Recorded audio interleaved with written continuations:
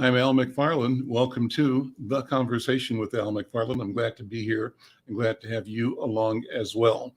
Today is Wednesday, August 30th, 2023. Boy, the year is going fast. I had a good time doing this show yesterday, live from the Minnesota State Fair. It was a special 2-hour edition. We were broadcasting live on KFAI and across all of our social media platforms as well. Great guests, great interviews, and a good time. And the State Fair energy is really a wonderful thing. Always nice to see more and more Black people at the State Fair and showing up with our talents, our gifts, and our patronage, but being present. And that's what we do. I had a talk with Mother Atum, who said that last week they had a Black business State Fair over at the Midtown Global Market. And so it's cool that we leverage these themes, these branding opportunities to elevate what we are doing for ourselves and from within ourselves in the community as well, positioning our assets and our intentions in ways that give them more sale, more power. And so we keep doing that. In fact, that's why this program is important. We are creating what I call robust conversations with people and ideas in our community. We are giving voice to our aspirations, our vision, and we are establishing the idea in our own mind. We're creating a public mind that we have both an obligation and an opportunity to create, to co-create, to craft a future, a narrative that presents us as the winner. And what's cool about that is that for us, winning doesn't mean somebody else has to lose. We've got a way to talk about winning in which everybody can win. That's who we are. That's what we do. Well, let me get into today's program. I've got a great one standing by in just a second. One of the most fearless leaders in America, the president of the Minnesota State Senate, Senator Bobby Joe Champion. In 1 second, he'll be on. And after him, two fierce entrepreneurs, one focusing on housing, the other focusing on wealth creation, all together focusing on creating change, elevating our community, our people, and making our state a better place.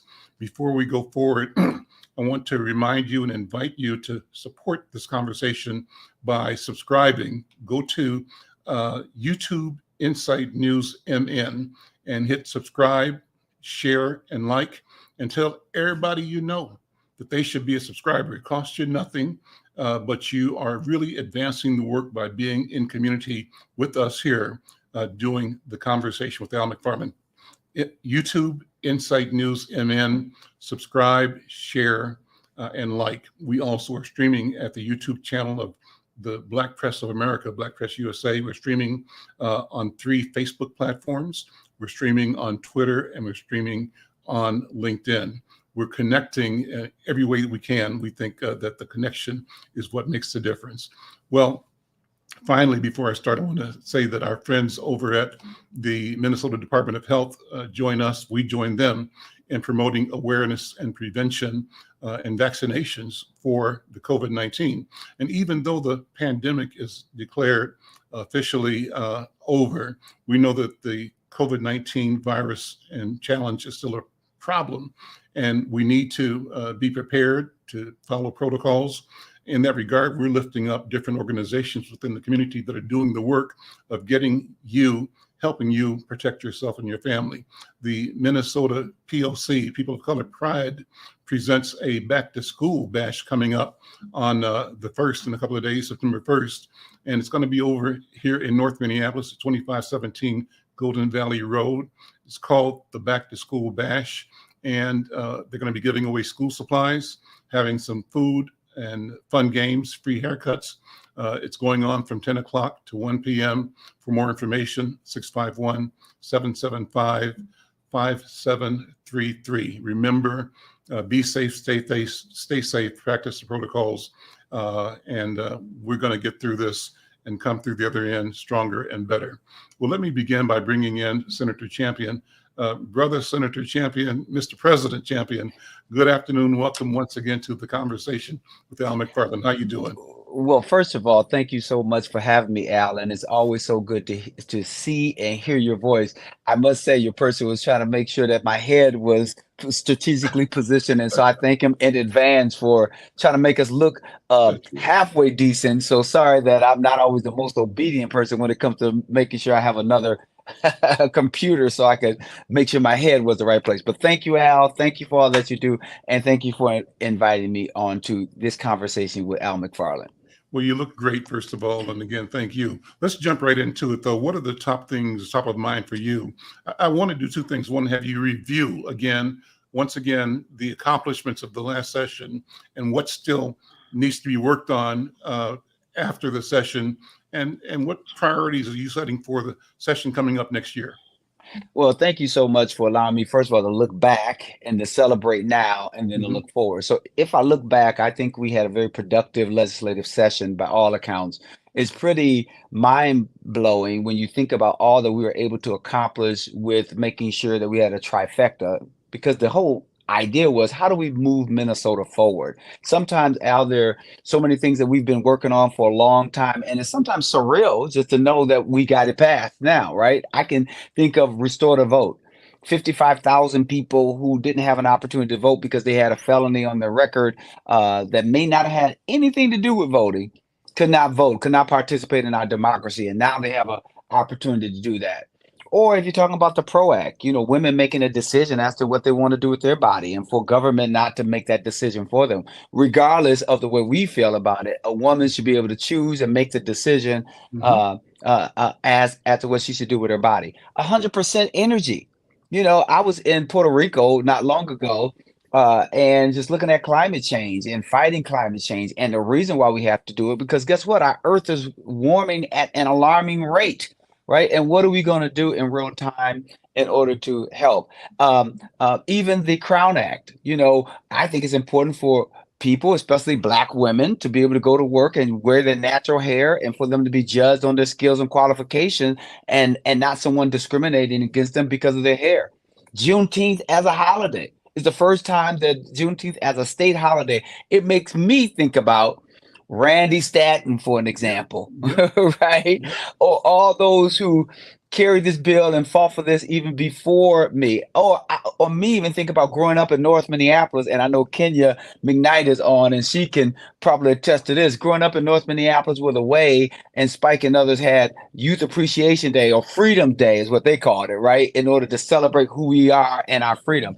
I can go on and on, but one bill that I'm also particularly excited about outside of that, whether it's for college and making sure that's affordable, whether it's, hate crimes, and we're trying to make sure that individuals are not going to be, their religion is not going to be under attack, is our jobs and economic bill. We spent roughly 968 million. Um, that's to also make sure that we have a substantial investment in North Minneapolis, South Minneapolis, and St. Paul, and also rural Minnesota. And the Promise Act, which I'm so committed to even before this day, because when Senator Hayden and I were working on equity bills since 2015, right? Now the Promise Act delivers and makes sure that we have money that's invested in our community intentionally, because so long we've been intentionally disinvested in. Hmm. Right. And so I can go on and on and on. And Al, thank you so much just for an opportunity to give you a brief look into the things that I am celebrating. So I celebrate that. And that's also why I'm glad that we're on talk about not just what we've done, but also talk about that bill and money that's available for our entrepreneurs, our Black women, North Minneapolis, South Minneapolis, St. Paul, and other parts. So what Mm-mm. I think we lost him for a second there. He'll and come we'll back in a have, second. I'm Here we sorry. go. Go ahead. Okay. Yeah. Okay, this is a policy year, so we'll look at some additional policy around juvenile justice, for an example. We'll look at some other policy around jobs and economic development, and it's also a bonding year. So even though we did a bonding year, a bonding bill last session, we'll still have one coming up this session. So I'm excited about those things. I had interviewed one of your colleagues, Representative Vang, and I think she was the head of the Agriculture Committee, I believe. Is that correct? That is But correct. what was interesting about the conversation, she's young, immigrant family. She may have been born here, but first generation, maybe. And what she said that struck me, something that you've been saying, and that is that right now in this recent, future, you all have been able to and have demonstrated the capacity to deliver massive resources to our community.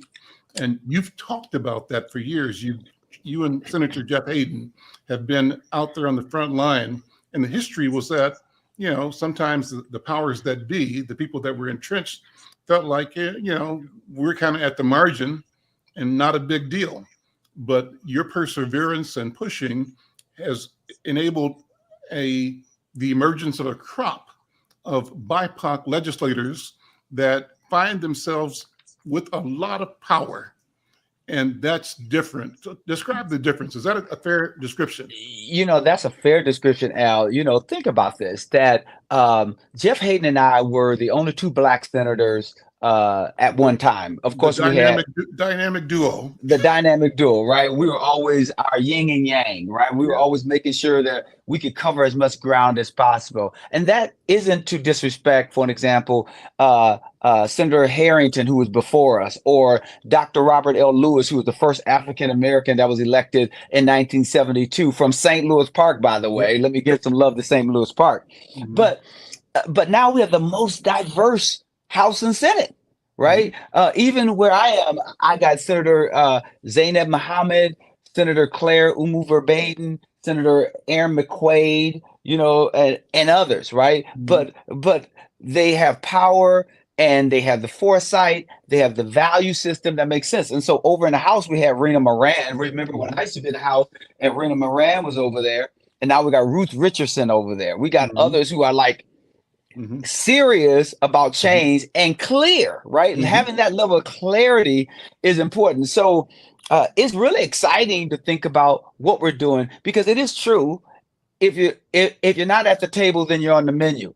And it's great when you're at the table with your other colleagues, because you can lift up issues that they didn't think about before, right? Or they didn't have the wherewithal or the willingness to say, you know what, this is absolutely true. And we are courageous about it, right? We talk to our colleagues about it. We make the case, and we also put our money where our mouth is. So you as elders, so Al, that's why I can think about you, and always why I'm so excited to be on your show, or the Spikes of the world, or the Babingtons of the world, and just others, Josie Johnson, Mahmoud El-Kati, right? Randy Stanton, John Jefferson, right?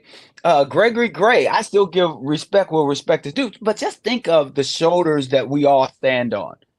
And I often tell the people that I'm talking to, even in the Senate, the ideas that we have are not new ideas. They've been around, and somebody's been fighting for this a long time. And that's important for our young people, because sometimes our younger people, I'm still young, Al. I don't want you to think I'm not young, but our younger people think they just figured this out and no one else thought about it before that moment. Untrue. They just woke up. That's all. Right. And I just want folks to know, that's why I pay homage a lot to those who were before me, who carried legislation before me, because I think we should always give them the respect and honor that's due. Even though I may have gotten it across the finish line, it's someone else who was pushing that boulder even before I got there. Right. And I just think that's respectful. So I'm excited, as you can probably tell in my delivery, that we have an opportunity to think about Minnesotans and all of Minnesota and how we can do it in a real way. Well, let's do some teaching. Another person that you and I were close to was Gary Sudduth, who was the leader of the Urban League. And he famously went public saying, follow the money, show me the money. Right. And so you are doing that, and what you were just describing was the ability and the willingness, the courage that you and your new colleagues have to horse trade, to negotiate. If we're going to be dealing, we're going to be dealing. That's right. You want something, I want something. And to be able to say that without fear and with conviction and with the intent of delivering what you must deliver for the people that put you in office and also for the good of the state.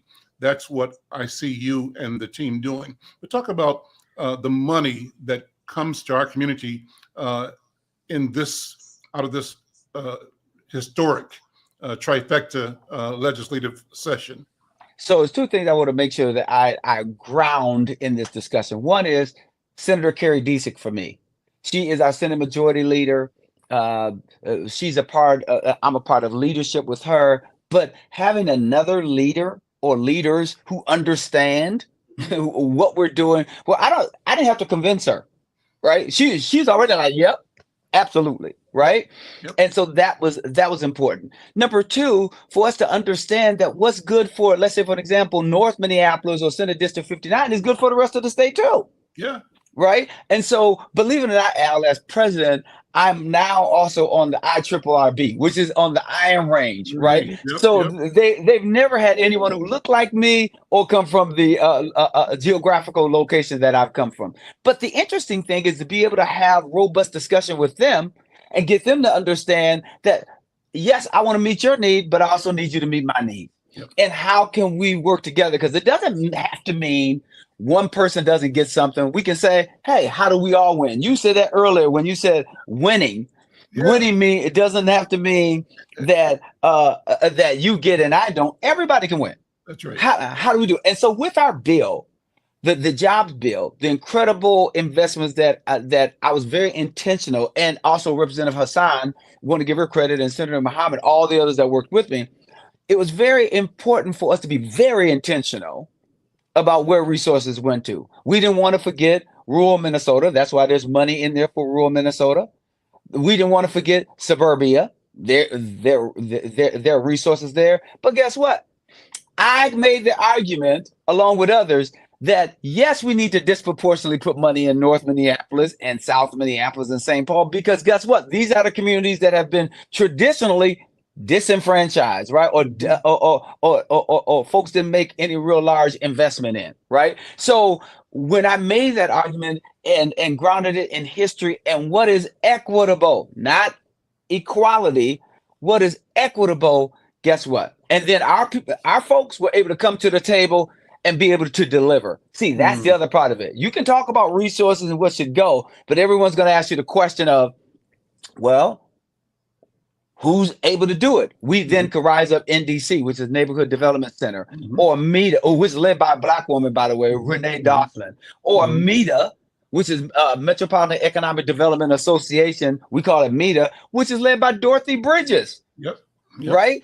And those women coming together, and Deed being a real partner, and I would say that Deed was very thoughtful about how do we do this, because we had to decide to do things different, right? We could, hey, Mom Mabley put it this way: if you do what you always did, then you're gonna get what you always got. That's right. And so we wanted to do something different. So that's how we can make sure specifically there's $125 million that is flowing just from my bill. This is not talking about bonding, education, ag, where we got money and opportunity around equity in all those bills. But in my bill, if you just think about the direct appropriation to Black Women Wealth Alliance, and you can be able to talk to Kenya, or to North at Work, or money that we got available to even on the bonding side to what is it, Neon, and also V3, or even when you think in terms of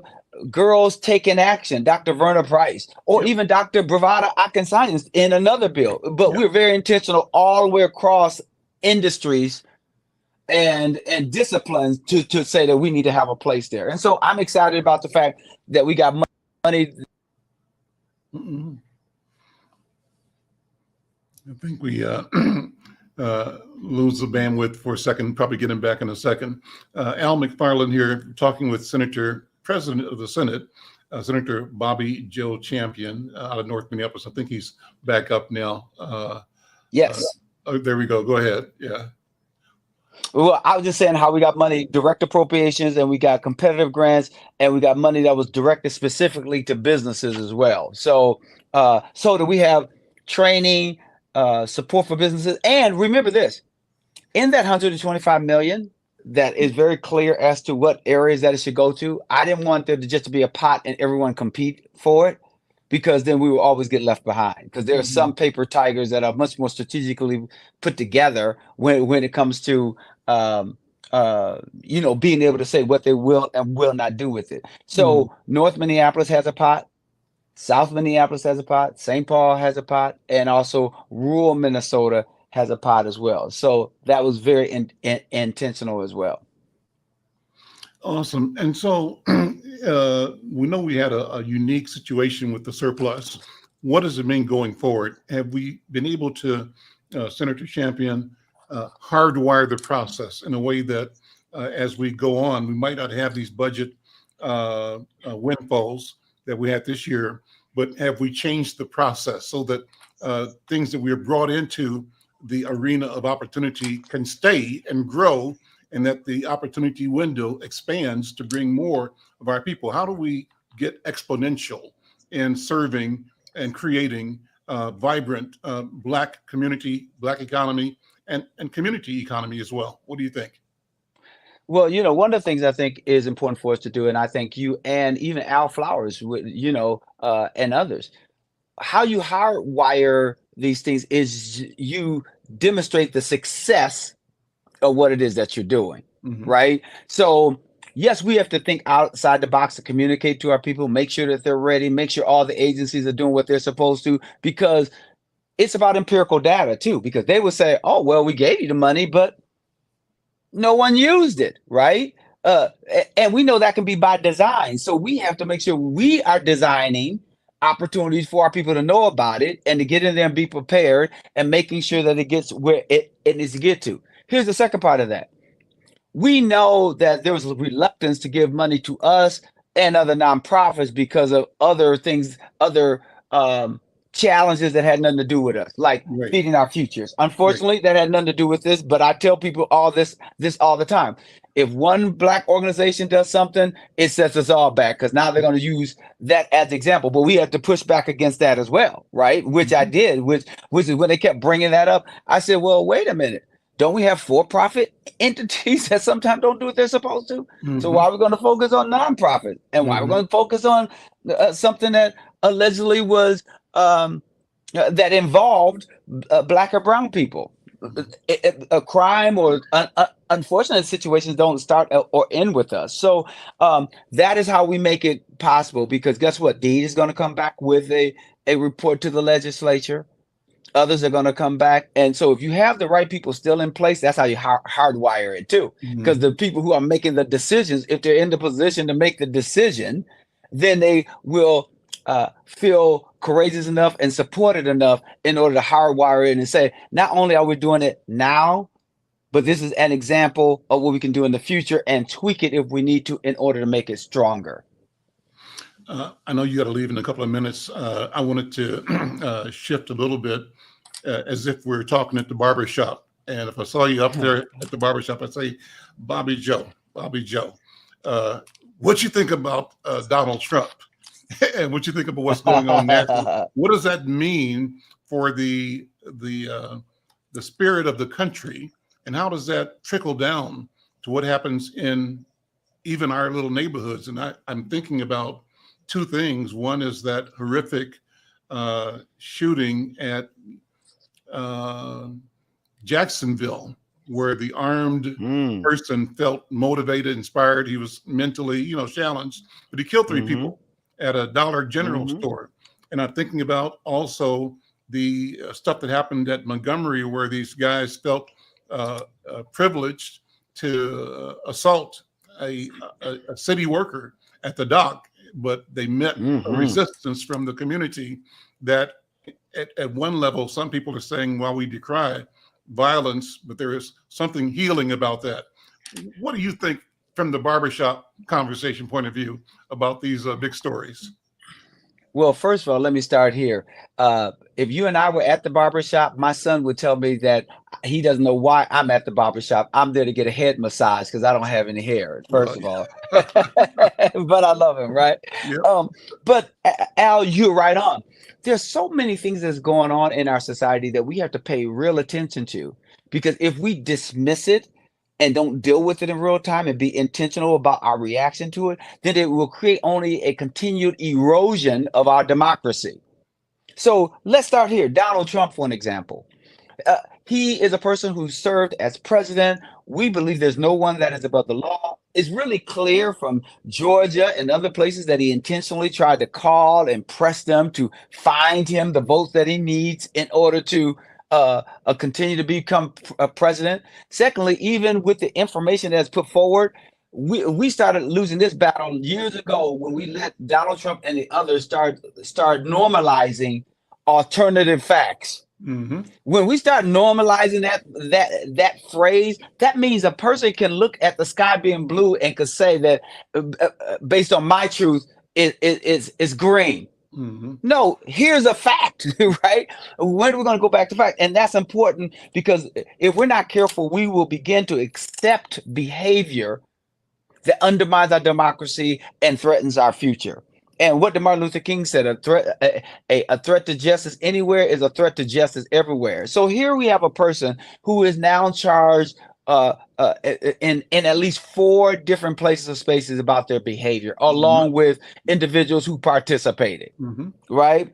And that creates acceptance. And then you can look at, unfortunately, the other party, which is the Republican Party or GOP, who seems to just accept this as if it's okay, and then to say it's politically motivated. Yes, it's politically motivated because he was interested in politically stealing an election. You're right about that point, but the context in which they're trying to use it is unfortunate. But we also know that Donald Trump stands for something else, which is it's okay to be disruptive and not pay attention to anything and do whistleblower politics even when you think around race. You got what happened in, I think it was Milwaukee and just other places, when you think in terms of people who will take the law into their own hands and do whatever they want to do. So in Jacksonville, when you have a situation where somebody says, I don't like black people, and so I'm going to go in there and kill them. Right? And in fact, if my memory serves me correctly, he stopped at a historically black university first. And there was students who saw the guy getting out of his car, putting on like bulletproof vest and everything, and called security. And security intervened. A black security officer intervened in his car and ran him off. And that's how he ended up, even this person at the dollar store, right? And so race, and even the issue that happened on the dock.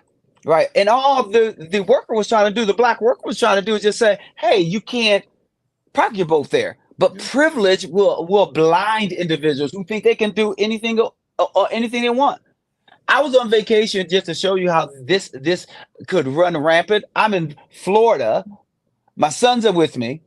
We go on the Everglades in order to see these alligators. They tell us which boats you can get on, and they lead you. There was a couple that was there that wasn't, my persuasion, but there was a couple there. They say, hey, sir, and ma'am, you got to get on the other boat. They said, we don't want to be on that boat. We want to be on this boat. They said, this is not the way this goes. You have to go to the other boat. They said, no, we're not leaving, and we're not getting off this boat. You then should just find a way in order for somebody else to go on that other boat, because we're not going on that boat. Yeah. And the person says, hey, sir and ma'am, you're holding up this entire boat because the others can't get on until you get off and get on your correct boat. They sat there and said, we're not leaving. You better find another way by which to deal with this. That is what's going on. That's the danger of leaders and others we portray as leaders who are willing to allow their own privilege and what they want to happen to reign supreme and be paramount to everyone else's needs. That's what we're seeing. And we got to be careful, because if we don't, we're going to run afoul. Well, and Bobby Joe, then let me ask you, Sarah Palin was on the news, I think a few days ago, making a warning about a revolution or about a revolt. And, I think the general media has tried to tamp down the bubbling subterranean chatter coming out of the extreme right white, where they are projecting and appear to be planning for civil war, and they're using civil war language. What do we have to do as ordinary Democrats, ordinary Black people, people of color, even ordinary moderate Republicans? What do we need to do to make sure that we don't find ourselves in a situation manufactured that tips the country into catastrophe? And because I think some of them, the disruptors, want that to happen. Well, let me tell you, the first thing that we have to do is not be silent, right? We can't be silent about the things that we see and what's going on in the country, right? We have to speak to the question. That includes moderate Republicans, that includes all of us, right? And especially moderate Republicans, because it is your party that seems to be going awry and is really out front, right? So this is not like a private conversation that no one else is hearing. It's being done in public. And we know that silence sometimes means agreement. Somebody has to say, hey, this is not the way we behave as Americans, and we're not going to do anything that challenges our democracy in this shape, form, or fashion. Now, as it pertains to us as people of color, I remember a long time ago that we were always taught that there was someone who was going to provoke a race riot, and that even the KKK or the neo-Nazis were preparing, even in Indiana and other places where they have militia camps and all the other stuff, right? So all this is doing for a person like me and others is going, oh, this is the very thing that our folks are always talking about. There was the possibility, because those were the ones who said over and over again, this is their country. They didn't want anyone else participating here, and they had their beliefs. We have to fight against things that's just un-American and unpatriotic, and we must define that. We, as people of color, are equally Americans as anyone else, right? We bled and suffered and fought and died for this country as well. And so we have to speak to the question, and if we don't, we'll allow folks to say, oh, no, it's not that serious. Wait a minute. A sink is eroded by a drip of water. It is not always by a flood of water. It just constantly drip, drip, drip, and it erodes our base, right? And our democracy. So we have to believe that our country is worth fighting for, and we must do the things that we need to do in order to make sure that we have a country that is for all of us and not some of us. Bobby Joe, thank you so much, brother. Let me bring my other guest in and say goodbye to you. Appreciate you. Keep up the good work. Come back often. And I want you to arrange for me to have a meeting with you and the Commissioner of Deed. Phenomenal work they're doing. We'd love to have that conversation here. I'll do it right away, because I told him, Al, already I was thinking 3 steps ahead of you, which is not always often. I told him that he needs to be on with you and meet you and be interviewed by Insight, so that you have a chance to talk to him and understand what he's doing and how he can partner with Insight and McFarlane Media in order to get the word forward and talk more about Deed. Let's make it happen. All right. Thank you, Senator Champion. Thank you. All right. Great. I'm Al McFarlane. This is The Conversation with Al McFarlane. What a great conversation. I want to bring in 2 other leaders. I call them fierce, and I'm bringing them both in. Shawna Frazier is a realtor with Remax Results. She specializes as a buyer's agent, a listing agent. She works on short sales, property management. She markets homes utilizing a proven successful marketing plan. Her superpower is negotiating the best possible contract for her clients. And I want to bring in, I call her General Kenya McKnight. This is a warrior's warrior. Kenya McKnight is the leader of the Black Women's Wealth Alliance, and it has a number of facets in the world of entrepreneurship and wealth creation. Kenya McKnight, Shawna Frazier, let me welcome you both. Thank you for being patient and for being in the room in this conversation that we had with Senator Champion. How you both doing? Let me bring you both on, and we'll have the conversation between the 3 of us here for the balance of the program. How are you both? Unmute Shawna, I guess. I'm not hearing you. There we go. Kenya, you have to unmute as well. No, I'm not. I see you talking, Shawna, but I'm not hearing you.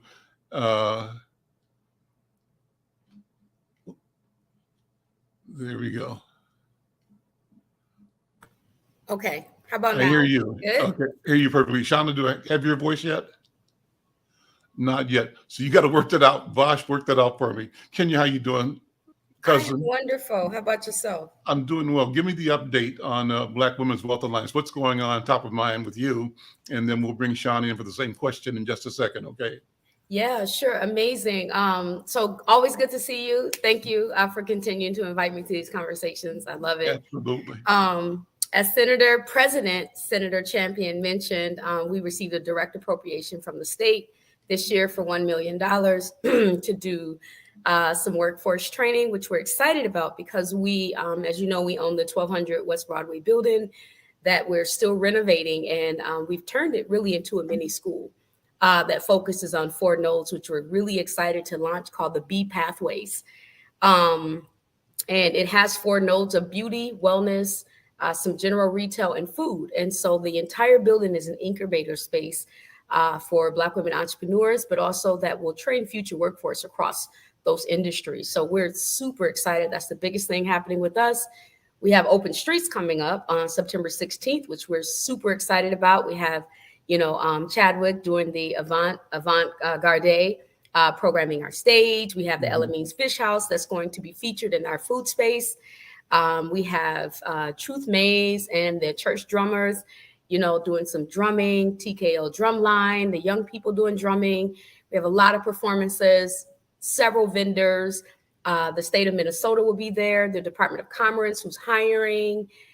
St. Paul College will be there. And there's so many other. Operation Hope will be there. So we're excited this year because we had the livest block last year for Open Streets. We're the block programmers for our block. And so we're going to have an even doper session this year. So I'm excited about, and then we get to hire all these new team members. And so we're in a rebuild and we're excited for where we are. We've been a little quiet because we've been working in the background, getting these things together. But when we come out, wow. Well, the building is beautiful on the outside, the Zura building. Tell me about that, first of all. What's the concept? What are people discovering when they enter that premise? And, take a little time to talk about, the layout and the picture and the amenity. Yeah, I'm so proud. We purchased this building 2 years ago with the idea that we would turn it into a holistic wellness complex that had some food, also wellness food. At the time, Breaking Bread, had been the tenant for in that space for, I think this year made 8 years for them. And but we, certainly had a broader vision for the building. And in that, it has 2 commercial kitchens, a mid-sized restaurant, sit-down restaurant space with an outdoor patio, big prep rooms, freezers, coolers. Like, it's a lot of space in the restaurant. I think it's over total about close to 7,000 square feet. It's a nice space with some green outside. And we have 14 commercial suites. And 2 basements that are about 8,000 square feet each, are just total for the basements that are completely unused. So for me, looking at this building, remember, I was a tenant in the building for nearly 4 years before becoming the owner. And what I saw was that the building was certainly a great asset, where it's located directly in the heart of the North Side. Literally, that block is the center of North Side, and it's greatly underused. And what we need in our community more of is public resources that people can just walk in. You don't have to have an appointment. You can just come and use the space. So we imagine turning it into a big public entity that's also a destination place on the North Side. So we rebranded it, called it Zara, which means to be radiant and to flourish, just like a flower, which is our greatest aspiration for our community, to radiate and flourish positivity, good vibes, just wellness, etc. Since then, we have, you learn, you grow, and updated our vision for it, and to make it more about just more than just holistic wellness. So holistic wellness is the idea, which is why you see the visuals that you see with Kenneth Caldwell. He's done all the artwork. So he's basically, our building is a canvas for him. So we have beautiful murals of Black women and other sigils that are there to represent the things we want to share with community. One, we've done some beautiful landscaping because it's important, right, to feel good about, not only where you are, but what's in your community. And we want people to feel a sense of pride and, proudness because someone cares, right? Enough to make it look like something that should be here, right? This is what you deserve. This is what you deserve. And this is who you really are. Welcome to yourself, right? That's right. We're humans, and that kind of building, and it's not even everything is going to be. This is just phase one, of just upgrading the building to, and the building is a reflection of my morals, what I care about, and how I want to show up in community. And so when they look at that building, I want them to see themselves, one, but two, also see that we deserve to have some, the basic, right, essentials of a good quality of life, which the design, the way these buildings show up, it really matters, because if everything looked run down and, no one's caring about, how their aesthetics look, it sends a different message to people. So I really care about aesthetics, and I understand that the environmental design has an impact on people's wellness. Yep. And so wellness for me is more than just the services we're providing in the door, but it's also about the way the building shows up physically, and it's the way it looks and how it's managed. Currently, we have a Himalayan salt room in there. We do massages there. We do Reiki, chakra. We have a gym inside of there. We have an adult relax room inside of there. We have esthetician services there, regenerative wellness there. We have community health education there, yoni steams. We have a retail store there where you can purchase, different products, incense holders, oils, soaps, butters, all sorts of things, accessories. And so we have, and then we now, tomorrow, our hairstylist moves in. So we have a conglomerate of now 9 Black women business owners who are in the space. And we are still going to renovate. So we'll have a total of 25 of them will be there because we're planning, new things for those spaces. And we have some prospective new tenants for the restaurant space, which we're renovating to upgrade it and give the building a front and back facade. But also we want to update the food space to make it a dope, live, decent, nice space that we also think the North Side deserves. I know it does.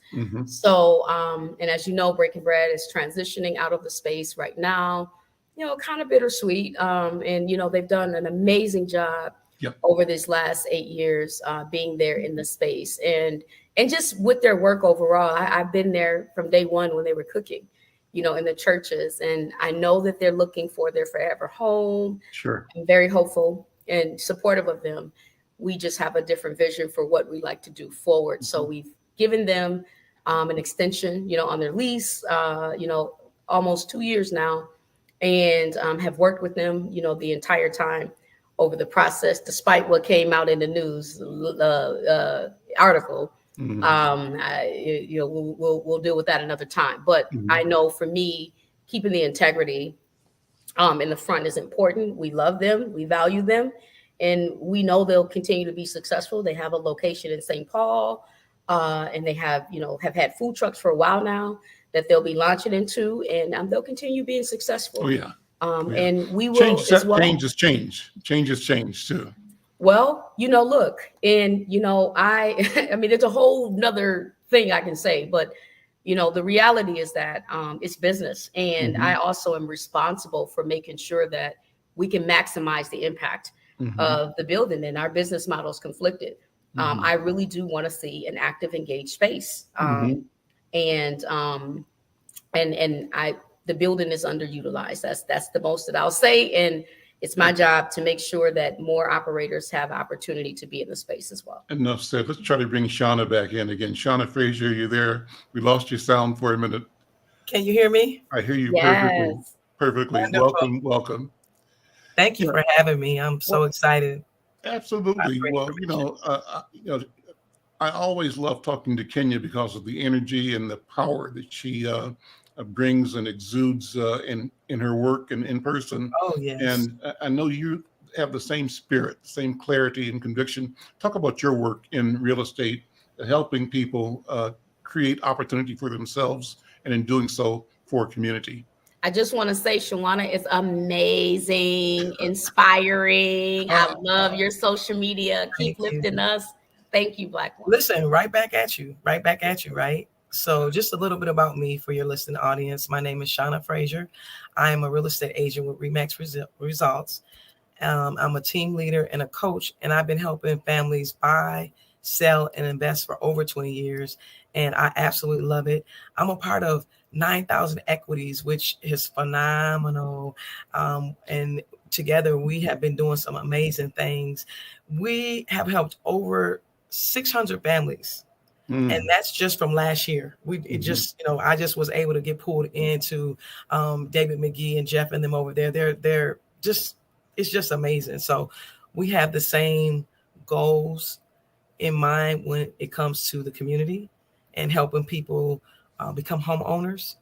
It's so important, so important that we own. And I feel like a lot of us don't know how important it is, and we would think that we would, but we don't when we look at the numbers of us not owning. And it just does so much for homeownership, just does so much for us, everyone, right? But us especially, it is a community because we are lacking. I mean, when it comes to generational wealth or wealth building, stability, right? Community investments. When we own, people tend to take care of their communities. I feel they take care of them, you know what I mean? And we just invest more.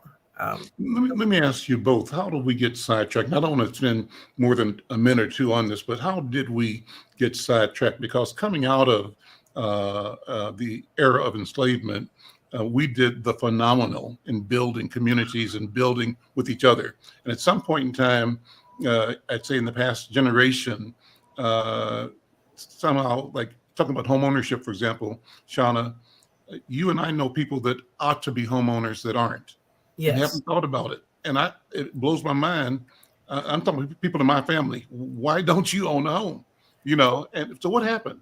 I definitely feel, I just want to bring my grandparents up. And I think about home ownership. My grandparents were among the, they're most significant to me during my upbringing when it comes to home ownership.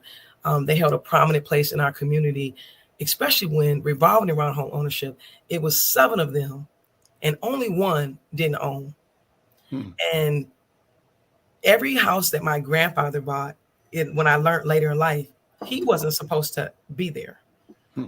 If it was found out that an agent had sold him a house in that community, they would have lost their real estate license. So I feel like you said the last year, I feel like it's just the education piece. And you think it's people like Kenya, it's people like you, it's like David, we've all been doing this for a long time. And it's like, I feel like I'm saying the same thing, right? Yeah. But every time you meet someone that comes in and they're just so grateful, they're like, I didn't know. And it's like, well, where did we drop the ball in educating or getting educated? That's the biggest thing. To me, it's just like education. Kenny, what do you think? I mean, and what do we have to do? That's the whole point. That's why I'm here, because I think that's my mission, is to elevate and explain, to create a new narrative. But what do you think was the disconnect, Kenya? Yeah, I agree with Shawna, but I think for me, I have this other little, I like to think that there's just so much financial trauma that we're still struggling through. And education about ownership, but also the importance of like why to own. It's not just about I got a house. It's like, oh, this is tied to politics. It's, for instance, owning even my commercial building, right? I get to make powerful decisions that, yes, affect people, good or bad, but it's about as an owner, right? For instance, the sidewalks on the side, of Fremont side have been broken for about 20 years. I'm a long time North Sider. I know these sidewalks, right? And so it's the city's problem. It's well, as the owner, I made it my problem, right? And so I just paid the money to get the sidewalks fixed. And what does that mean? Now my community has a way to walk safely, right? With the strollers, with the wheelchairs, and, without injury, and so this is part of the power of ownership, right? I get to decide who can be there, right? I get to decide, how my property is managed, cared for, right? My tax dollars, I pay $35,000 a year. It matters, right? I get to say this. And people talk to me about decisions they're going to make or they're considering before, so it's more than just, the power of like I own. No, you're connected to a whole different system of decisions, of policy, right? Of impact, and it's so much. And so I think, going a step further to educate folks about that is important. I purchased my great grandmother's home last year. I'm the fourth generational owner, and she's had that house for a long time. I grew up in that house. And I think that we just don't think enough about the power of it and the importance of how we keep these resources through generation, how they can be used to support families. I watch white families do it all the time, where, the parents at the house, and now the children are grown up and they're older. Now they have a family. Well, the parents will move out the house they own, let the children live in there, right? And they're living in there almost debt free, right? Because the mortgage is paid. It's a wealth strategy. It's more than just, owning the house. It's about how you use it to support generations ahead. That's, wealth is the idea of not the now, but the future. And so, and we're in the now. And so getting past the now to me is the trauma, and moving beyond the now, because I may not realize everything I want to, but what I'm doing in my investments, have to benefit that which is coming after me. That's the wealth mind. It's part of the wealth mind that I think is missing in how we think about building. Shawna, home ownership, I believe, is a gift that keeps on giving. And I testify that being an owner of a house in North Minneapolis has allowed me to start and run my business and to send my kids through private school and to college. And it goes on and on. And so how do we tell Al McFarlane's story, Kenya's story, Shawna's story, so that it becomes part of what I call the public mind? Everybody knows this is the route to being our best selves, financial, self-sustaining, connected, and by who we are, building something essential and natural coming out of our shared experience and vision. What do you think, Shawna Frazier? I think exactly with everything that both of you have, everything that everyone's been saying, sharing the stories, because a lot of us learn from that. And a lot of us have to see people like us buying homes, because a lot of times we feel like it's something that's not for us. And a lot of times it's easier than we think. And even though that it's, when it comes home ownership, we're the last on the totem pole right now. It really is. If you get with an organization like Kenya's, David's, mine, we're there to help you. You know what I mean? We're there to help you and walk you through that journey, because it might not always be, I said it might not be as easy for you, but we're there with you. If you are willing, and if your desire is to become homeowner, that is what we're here to do. It makes us, there's no greater reward, and when I say share the stories, the last, and I'm sharing names of stories, no names, but the last, I would say 7 people that I met with that are looking to sell their home. They've owned their home anywhere from 3 to 10 years, and they're all walking away with over 6 figures. And so when we're talking about share the stories, those are the type of stories that need to be shared, because we don't know that. You know what I mean? Do we lose wealth when you sell a house, even though you get 6 figures? Is that a good thing to do, or how does a person approach that? I love that you brought that up, because a lot of times they're selling it, and sometimes they're upgrading to a bigger home. So they're using that portion of the money to put down on another home, or they're downsizing. So either way, so we're not actually getting rid of the home altogether, right? But we're that's the thing. That's the thing about the beauty of home ownership. We don't always have to get into that home and just pay that one down. We can move, because sometimes our first home isn't our dream home, right? And then again, we outgrow the home. We might have could handle steps, and now we can't. So, but I love that you brought that out, so your listeners can hear. Yeah, because some people, and then I love, Ken, you brought out earlier, we have homes in our family where family member has passed away, but it's still in the family. It's still in the family, right? We know that's the house. So, just all of those things, we need to be more educated. And again, we think that we're doing our part, right? But it still needs to be, screamed from the mountaintop just how important home ownership is. And again, I'm happy to be a part of this panel. And I love, like I said, what we're all doing to making sure that we're doing just that, educating people. And if I can just jump Go in ahead. and say, yes, I 100% agree. And I think that, I'd be remiss if I didn't say that, one is that, I just got to be honest, we should, is that the resources primarily that are deployed for home ownership are for low income communities. Mhm. And by far that misses out our growing population of middle class Black folks who don't qualify for the down payment assistance programs and et cetera. And they don't have the capital, the liquidity to pay, that $30,000, $40,000, $50,000 down payment that's required. And so I think part of the strategy necessary to increase Black home ownership, I remember I was trying to buy a house a couple of years ago, it was $700,000. Now I have the income and everything for it.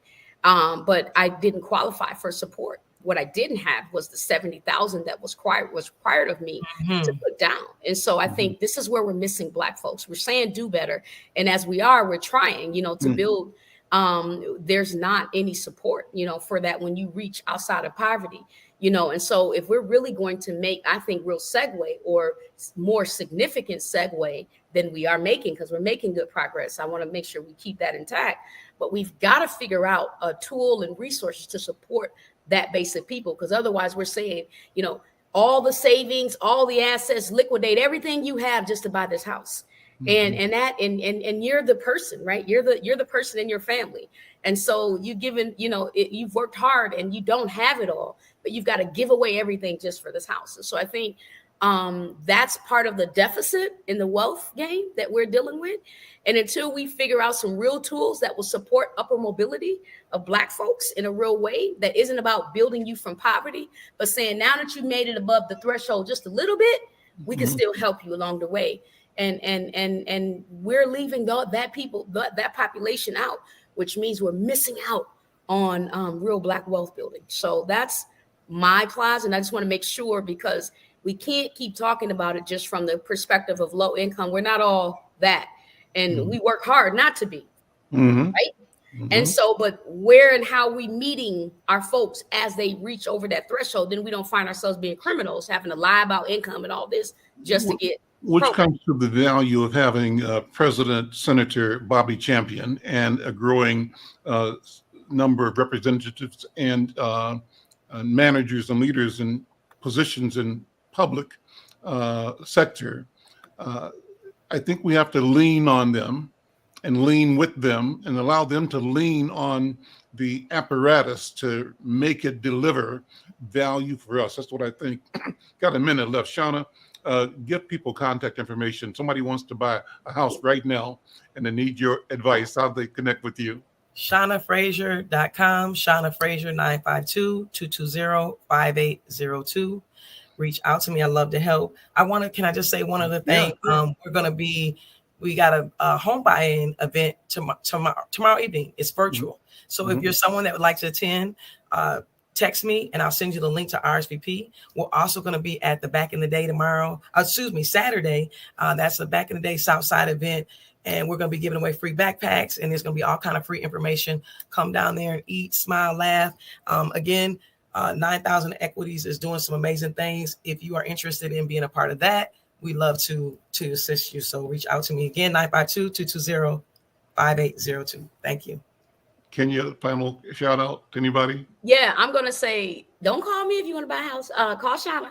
I'll refer you over there to Shawna and 9,000 Equities. I'm a partner and a supporter. I believe in that. And I believe in everything that we're all doing, because everything we're all doing matters. That's right. And we need everybody to be successful. So show up, support, and thank you, Mr. McFarlane. All right. Thank you all. Thank you. What a wonderful show. Thanks to Shawna Frazier. Thanks to Kenya McKnight Ahad.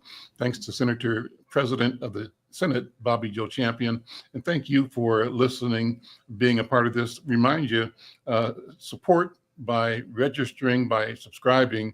Go to YouTube, Insight News MN, and subscribe. I'm Al McFarlane. We'll see you next time.